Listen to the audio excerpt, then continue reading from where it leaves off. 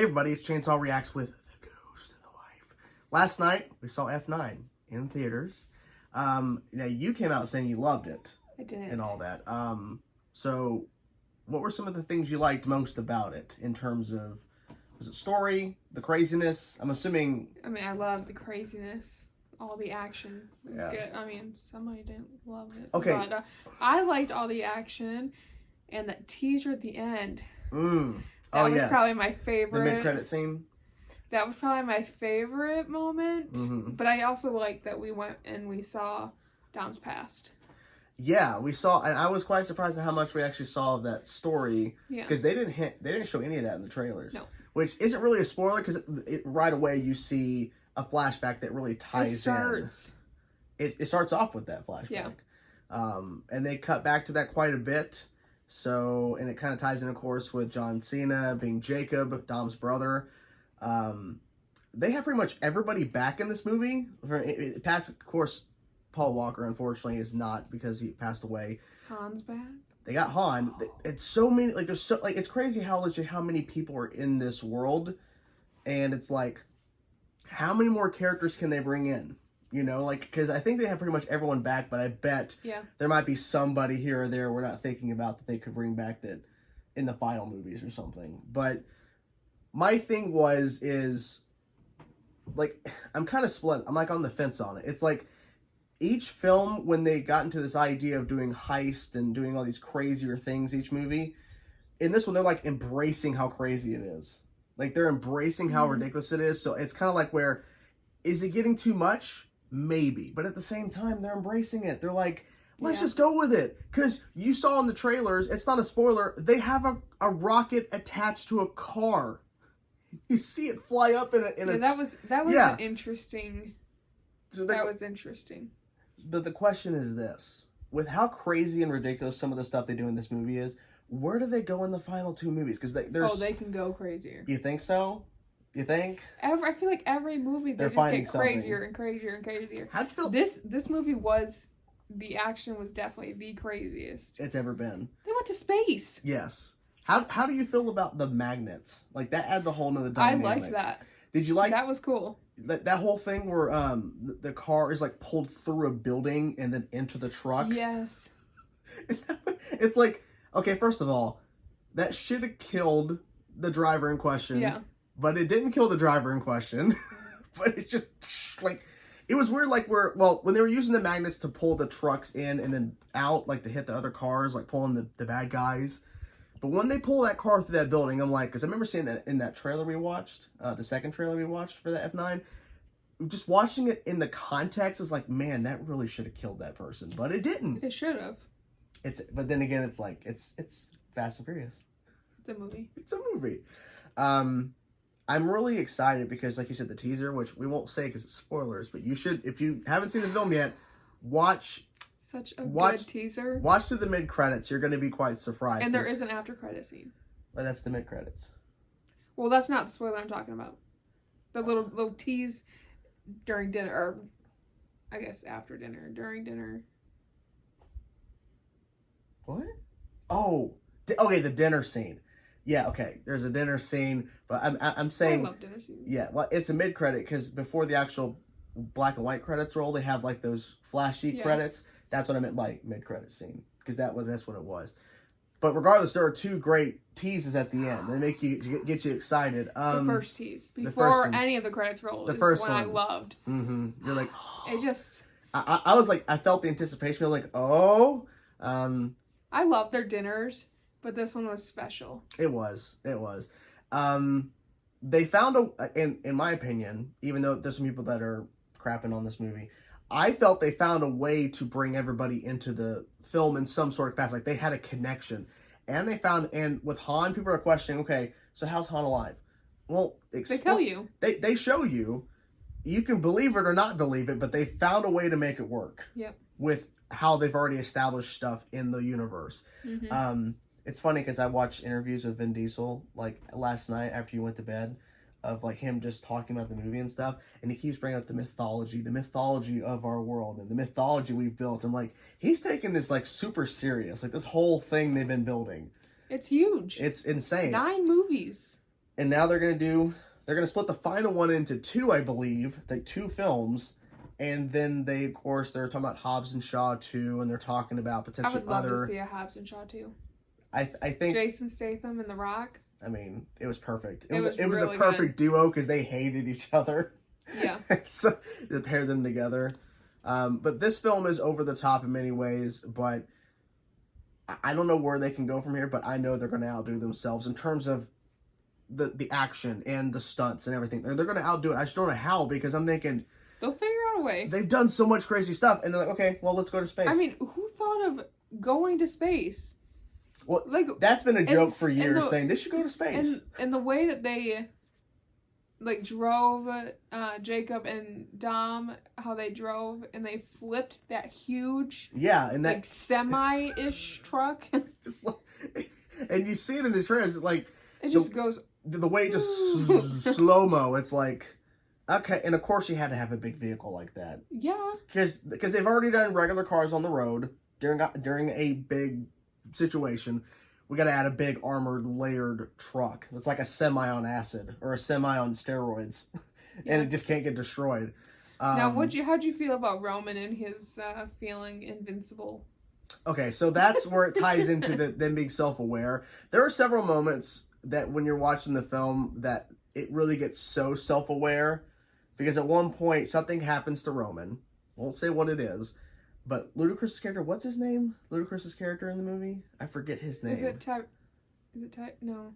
I forget his name, but What is his name? Now it's gonna bug me. I don't know. But Ludacris, his character asks Roman, he's like, how did you survive that? And then and then it was brought up later. Roman's like, Tyrus's character, he's like, oh, so are we invincible?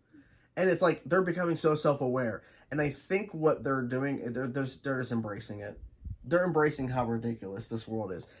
And it's like, I think you have to accept it. Because they've been building it up to how, like, where this film is. It's not like they went from, like, street racing from the first film, and then all of a sudden the second movie is this one. They've been building it. Yeah. Like, where it's just street racing, and then, okay, we're going to add street racing, plus little elements of, we got to go rob something. We have to drag bank vaults down a street. They've dragged cars out of moving trains, like. And then in Furious 7, they had cars backing out and then using parachutes to like fall out of a plane in the air. So they've been building up to this ridiculousness, and it's fine. If you don't like the film, that's fine, because it's becoming self-aware. But I think that's the whole gimmick. They have to be self-aware. And the fact is, too, we of course, we have Charlize Theron, what's her name? Cypher? Yeah. Yeah, she's back in the movie. She is now self-aware. She's talking about, well, if this was a movie, I'm like, this is a movie, but she's like, if this is a movie, this would be the part where... I wonder if in the last two movies, I think it's the last two movies, I believe they mentioned they're splitting the last one into two, but they literally just break the fourth wall and look at the camera. I doubt they'll do that, though, but like I feel like they're going to get even more meta with it and just more like, we don't even care. We're just going to go all out and go crazy. They need to go all out. I mean, they have to. It's family, right? It's family. Yeah, I did like how Ramsey, the tech girl, she's like, I've never driven before. That was so... Never driven. That was so... Ever in your life? So fun. And it's weird to watch her in this franchise because I'm so used to her being Khaleesi's right-hand person in Game of Thrones. It's so weird. Oh, yeah. Yeah. I when she first popped up, I'm like, Missandei, I think that's what her name was. It was like, holy crap, hello. I was like, I knew you were in this franchise, but I forgot for a second. I think she's made a good... Like, she's made a good character in the franchise. I like her in it. I like that she's the techie. And because there's two techs now. Yeah. And the fact is, too, with the whole thing you mentioned, not driving, it's like, I think that's the funniness of that is that her character is very useful in one aspect, but then when it came to, you have to follow him. You got to follow this guy. And she's like, I don't drive. I don't have a license. She's like, and then she has to drive a giant truck. It's funny. In a movie about cars, you have this one person that's never driven. Who's on this team of drivers, and she's like, no. Because I never even thought about that. If I think back on it, in major heist scenes or whatever, when she's a part of it, she's never driving. She's always passenger. Well, she has to like do all the tech stuff while someone drives. I was quite pleased with this film. It's like one of those things where if you want to turn your brain off and just kind of ignore certain things, sure. But I felt that they're going all in. They're going to go crazy as hell. They're going to be as serious, because they got really serious at times in this movie, where it's like very serious drama moments. And it's like, if you're already loving this franchise, I feel like you have to just stick with it. You got to just embrace and roll with it, because it's not going to slow down until they're done. And then when they do spinoffs, it's just going to continue to get crazy. I mean, think back on Hobbs and Shaw. Remember when The Rock was holding on to the truck and he had the chain attached to the helicopter? Yeah, that's not possible, but he's a big guy, but he can't do that. It's the Fast and Furious universe. It doesn't matter. It just happens. Just like any superhero thing. It's not real, but... Yeah, I mean, well, in that film, they had Idris Elba's character. He was getting genetically enhanced or something, and they called him Black Superman. Because remember, he was getting genetically enhanced, and he was able to, like, super strength and all this. Yeah, it's like, there's no end in sight. I don't know. I don't think people are going to start getting powers like they're going to start, like, running like the Flash or flying around. But they're just going to get more and more crazy. People are going to be jumping out of shit, and they're not supposed to survive at all, but they get away with no scratches. It's just how it is, you know? It's supposed to be that way. So, any other thoughts in particular that stood out to you? One thing I thought was funny was just Vin Diesel standing next to John Cena, like they're facing each other. Yes. The size difference. Yeah. I didn't realize how, like, the size difference between the two guys, and they're like standing face to face. I was like, oh my gosh. There's a couple. Like, John Cena's so much bigger than him. And I'm wondering if that was something to where they were trying to hide that to like. Probably. But it's like there's a couple times they're face to face in serious moments, and you don't notice it. But then there's one time they do where you can just tell John Cena. Towards the end of the movie, yeah. John Cena is just giant. Can you? Oh my gosh! What I really want is The Rock to come back in the last ones. Mm-hmm. The Rock, John Cena, and Vin Diesel all together. It'll be like a little tower. Well, it's gonna be interesting because The Rock was supposed to be in 9, and then I was really wishing he would have been. I think he was busy with the Jungle Cruise. Well, and this was filming. I think this was filming back in 2019. I think he was doing something else or something. Yeah, this movie was supposed to come out April of last year before, and then everything shut down, so they had to move the film a year ahead. So I think it was smart though. And the fact is, this is a film kind of helping theaters because, you know, at a time it was going to be another big blockbuster last year, and then when everything happened, this is a way to get people back to the theaters. Like, we've had a number of those movies, and now we have this. I mean, and for it being like not technically opening night, but the night before, normally the theaters are packed when we go on a Thursday. The theater wasn't even at half capacity. Even though they had limited seats. It was under half. Yeah, there was, and I'm wondering if that's because people went to an earlier showing, or they're waiting for a later showing, or they're going today. Because we went at 7:00, and our theater, like you book your seats, and then they put a seat in between, and then the rest, like, people can book on. Yeah. But they have one seat between all parties. And then for here, they're like, I was expecting more people to show up. So was I. But there were some funny moments where people were laughing, so that was good. I'm just curious what everyone else thought coming out of the theater, because I really didn't hear a lot of people talking because we just left, and I usually hear people, like, you overhear them speaking. I didn't hear hardly anything, so I don't know how everyone else felt, but I'm assuming people enjoyed it. And a lot of people from our theater missed the mid-credit. They left. They left as soon as the credits started rolling. They're like, bye. I'm like, guys, you gotta understand. I didn't even. I was like, I pulled up my phone, but I put it back because when the credits started rolling, I'm like, is there a mid-credit scene or something?